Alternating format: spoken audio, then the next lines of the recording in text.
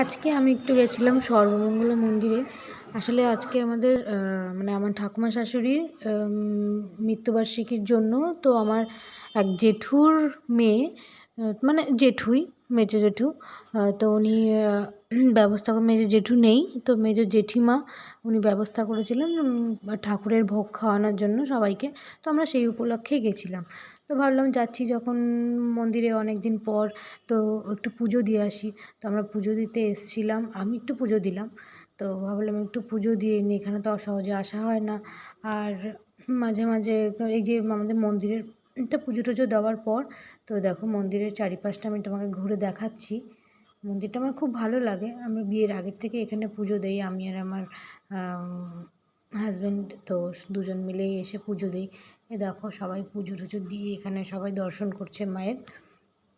এই ভেতরটা আজকে মনে হয় কোনো বিয়ে বা মাঙ্গলিক বা কিছু একটা হচ্ছিল পুজো।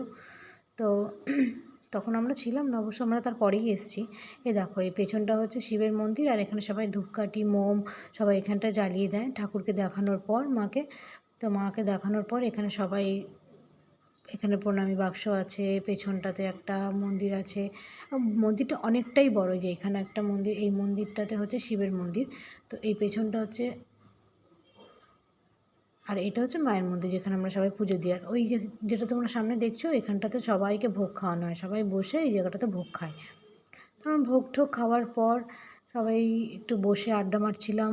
ভোগ টোগ খাওয়ানোর পর এই যে সবাই এসছে, ওই দিদিটাই আমাদের মানে নিমন্ত্রণ করেছিল তো এখানে ভোগ খাওয়ানোর জন্য। ওই যে জেঠিমা, এই যে সবাই দেখো বসে আছি ভোগ খাওয়ার জন্য। এখনও ভোগ দেয়নি, মাকে ভোগ দেবে। মাকে ভোগ দেওয়ার পর সবাইকে ভোগটা সব মিশাবে, তারপরে আমাদের এখানে পরিবেশন করবে। তো আমরা বসেছিলাম, তো তোমাদের দেখাচ্ছি। দেখো